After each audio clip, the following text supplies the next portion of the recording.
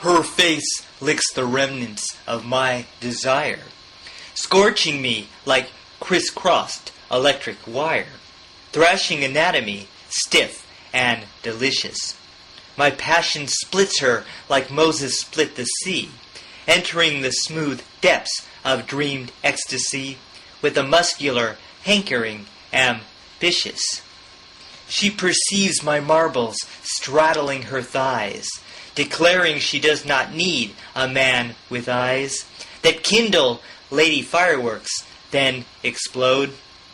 She swears pyrotechnic men do not dazzle, as their masculine semen missiles frazzle, and they do not make molten fire unload. She explains the penetration of a hand is more enhanced than a man could understand, beyond the rustic threshold of feeling good.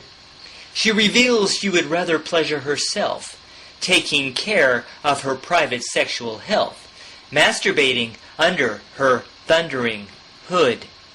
She speaks of drumming dildos and other toys that makes the big O come with rambunctious noise when in front of her mirror, not wearing clothes. While an intellectual man like me reads, she is roughly playing with her anal beads, with hot hooker heels and fishnet pantyhose. She declares masturbation never gets old, reaching 40 times a week, if truth be told, and no one could touch her shape more eagerly. She expresses her constant expectations with probing pleasure, seeking obligations, undertaking relished habits constantly. She yammers about juices, then how they flow, filled with dirty thoughts a man could never know. When indulging pleasure races through her head, she complains how men appraise her as a slave, as her inviting senses begin to cave, when men bore her faster than a thoroughbred. She touches on her fire out of control by thrusting fingers in and out of her hole, motivated by artless quivers and quakes. She defines the pleasure that rocks violently as her deep juices flow uncontrollably when her high-spirited orgasm awakes. She reveals that she has no reservations about her sexual determinations, and that she is not concealed behind a ruse. She proudly reports she can suck her own toes, or blissfully dress up in pigtails and bows, in her delectable pursuit to amuse. She proclaims men do not keep her stirred inside, then bemoans what the monstrous men have tried, and how their self-indulgence holds her in pain.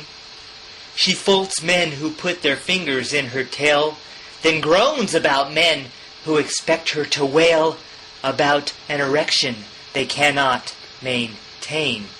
She enunciates on being soaking wet, then blatantly names machines that make her sweat. In the emerging morning or late at night, she lectures on machines that light her fire when wearing frivolous schoolgirl attire, or mature lace and satin for her delight.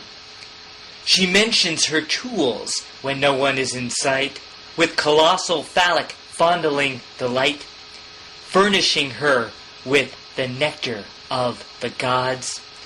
She declares how she advances with full thrust, deep inside until she is ready to bust, lasting much longer than a man by the odds. She asserts that toys are greater pleasure than any penis-based man she could treasure, for the electrical toys can amplify. She proclaims men should put condoms in a chest because they cannot triumph over the best, and that no Frankfurter man could satisfy. I am astounded by her decoration, with her protracted rationalization, and now it is imperative that I go. I thank her for speaking sexuality, described in copious triviality, hoping to the next man she simply says, "No,